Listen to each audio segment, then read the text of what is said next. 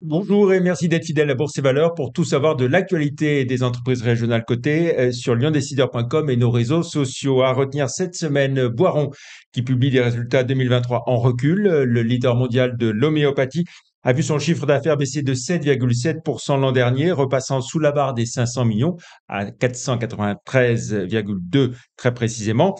En France proprement dite, le recul atteint même 14% du fait d'une baisse très nette des ventes de tests Covid.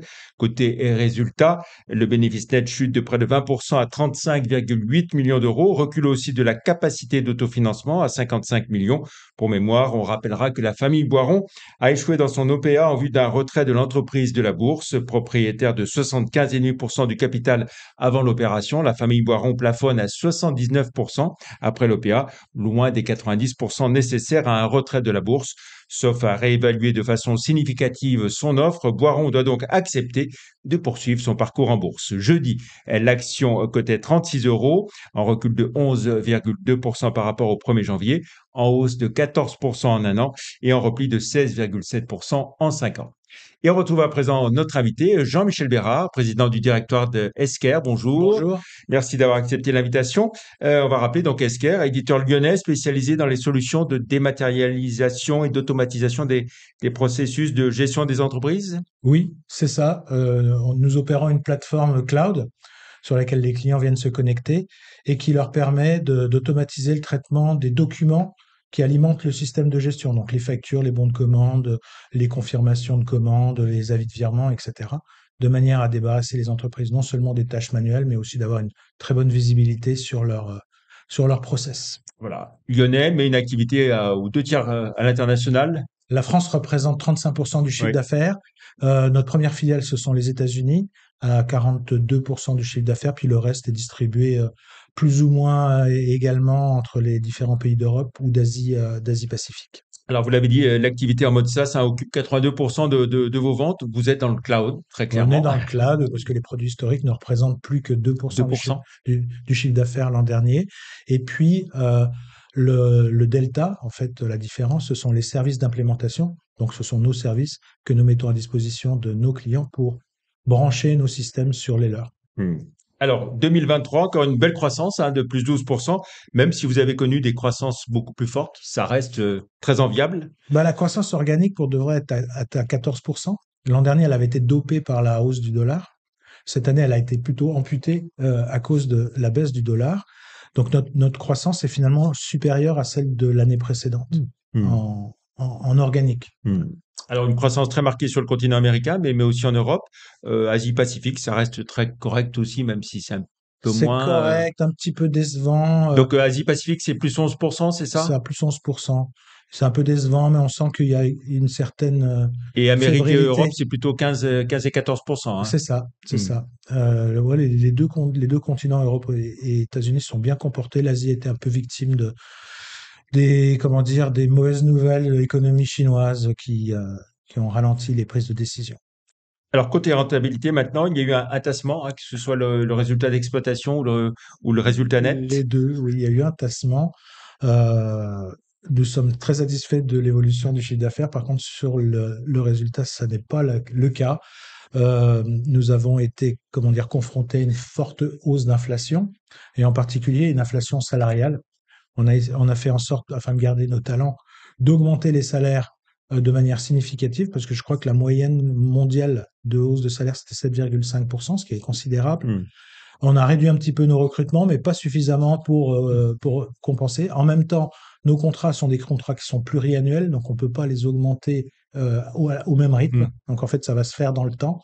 Et donc, on a un petit effet négatif sur la profitabilité, qui a été également aggravé, si je puis me permettre, par le fait que nos commerciaux ont très bien vendu l'an dernier.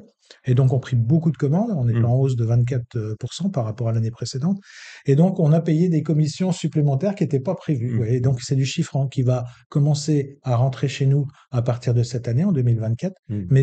mais par contre, les commissions ont été versées en 23. Voilà. Alors, ce qu'on peut dire quand même, c'est que ça reste des résultats que beaucoup vous envient, Ça, ça- beaucoup d'entreprises. ça reste positif. Voilà, c'est largement positif. Alors, on parle beaucoup, Jean-Michel Bérard, de l'intelligence artificielle. Vous en utilisez beaucoup vous-même dans vos solutions? On en met beaucoup. Mmh. On n'a pas attendu l'IA générative pour démarrer, hein. Mmh. Ça fait plusieurs années qu'on a un lab dédié, qu'on a posé des brevets sur certains réseaux de neurones pour mieux reconnaître les documents, pour réaliser des fonctions que l'algorithme traditionnel ne permet pas, comme la détection de fraude, la détection d'anomalies. Et là, plus récemment, on intègre les fonctions d'IA Mmh. générative, en Mmh. particulier pour automatiser les échanges informels entre clients et fournisseurs. Il y a Mmh. beaucoup de questions qui arrivent par email. L'IA générative peut y répondre en comprenant la question et en allant chercher les données à la place de l'opérateur. Mmh. Au total, vous avez combien de clients, tout compris? Tout compris, 6000 clients. Alors, il y a de toutes tailles, Mmh. et on peut considérer qu'on a 1500 grands clients. Mmh. Tout récemment, vous avez signé un important accord, partenariat avec, Solvay. En quoi consiste-t-il? Solvay, là, c'est de la dématérialisation de prise de commande. Oui. Il y a beaucoup de commandes qui arrivent soit par fax, soit par email, soit par PDF, soit par fichier Excel. Mmh. Et donc, les fonctions de notre logiciel, c'est d'aller extraire les données, préparer le bon de commande sur l'écran de la chargée de client, Mmh. des chargés de clientèle, pour que ce soit validé. Mmh. Un mot sur 2024, comment se présente l'année? Est-ce qu'on a déjà une petite indication sur ce qu'a été le premier Un, un trimestre? bon démarrage, un Oui. bon démarrage. Nous sommes dopés par la facturation électronique qui va avoir lieu en 2026. Elle devait avoir lieu en 2024, elle est retardée de 2 ans. On est dopé également par la facturation électronique en Malaisie. Mmh. Et puis on a les États-Unis qui, en prise de commande l'an dernier, Mmh. ont été, on va dire, relativement modérés, Mmh. plutôt stables par rapport à l'année précédente. Et là, on sent Mmh. que les États-Unis, ça repart fort. Mmh. Est-ce que vous avez des priorités géographiques pour 2024, ou Euh, des priorités on a toujours d'acquisition? un petit peu les mêmes priorités, Oui. c'est-à-dire mettre un peu le paquet sur le reste de l'Europe, en particulier l'Allemagne et Mmh. l'Angleterre, qui sont des grands pays sur lesquels on n'est pas à la taille où on devrait être. Donc là, investir davantage pour nous de ce Mmh. côté-là. Fusion-acquisition, moyen, moyen. Mmh. On a regardé pas mal de dossiers, Les mais prix sont chers c'est encore? très élevé, oui, c'est très élevé. C'est-à-dire qu'on a une bonne valorisation en bourse, Oui. mais elle est quand même inférieure à ce qui se pratique dans le Mmh. secteur privé. Mmh.